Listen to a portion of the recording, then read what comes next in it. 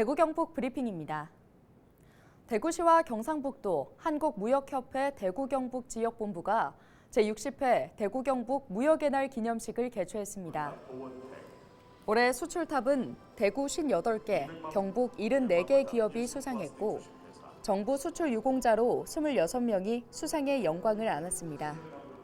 수출탑은 기업이 새로운 수출 신기록 구간에 진입하거나 과거 수출탑 기록을 뛰어넘는 경우 받는 상으로 올해 수상 기업은 지난해보다 40% 이상 증가했습니다.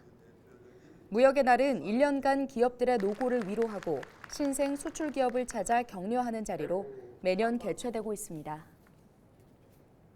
일제의 경제 수탈에 맞서 폭탄 투척 의거를 펼쳤던 장진홍 선생의 흉상이 의거 장소에 설치됐습니다. 대구시와 광복회 대구시 지부는 지난 12일 대구 중앙로역 인근에 있는 K2B 하나스테이 건물에서 장진홍 선생 흉상 제막식을 개최했는데요. 조선은행 대구지점 폭탄 투척 의거는 일제강점기 의열단 3대 의거 중 하나로 흉상이 설치된 곳은 1927년 10월 18일 장진홍 선생이 폭파한 구 조선은행 대구지점이 있었던 장소입니다.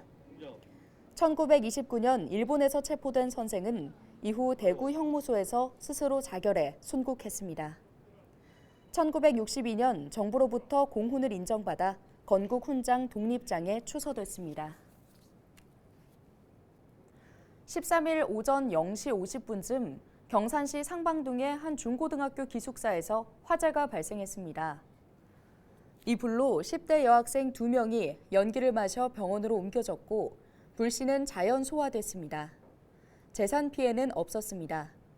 경찰과 소방당국은 3층 건물 기숙사 내 2층에서 불씨가 방치돼 화재가 난 것으로 보고 정확한 원인을 조사하고 있습니다.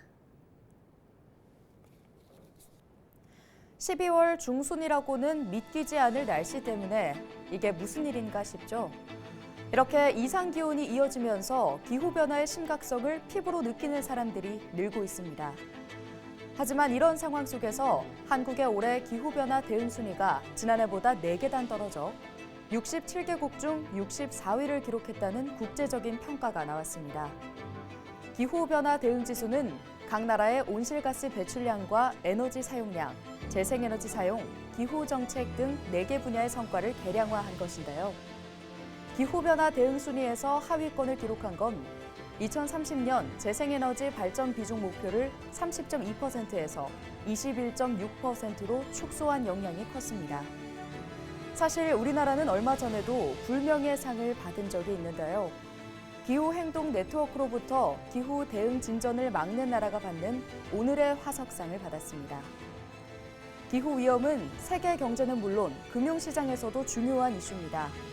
국제금융센터는 2024년 세계 경제 및 국제금융시장의 향방을 좌우할 5대 주요 이슈에 기후변화 리스크를 선정하기도 했는데요.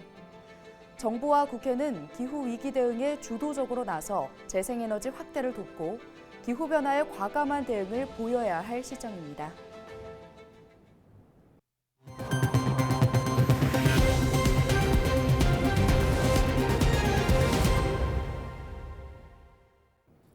(2023) 예천군 자원봉사자 대회가 지난 12일 예천군 청소년 수련관 청소년 극장에서 열렸습니다.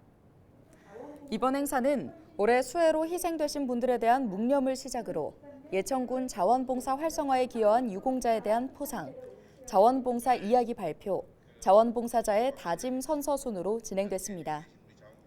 한편 예천군 종합자원봉사센터는 지난 여름 집중호우 수해 피해 복구를 위해 노력한 공을 인정받아 지난달 2023년 재난대응 우수 자원봉사센터로 선정됐고 한국중앙자원봉사센터의 표창과 행안부 시상금을 받았습니다. 영주시가 내년 농사에 쓸 벼 정부 보급종 종자 신청을 오는 20일까지 읍면동 행정복지센터에서 받습니다. 이번에 신청한 종자는 내년 1월 10일부터 해당 지역 농협으로 공급될 예정입니다. 오늘 준비한 소식은 여기까지입니다. 지금까지 대구 경북 브리핑이었습니다.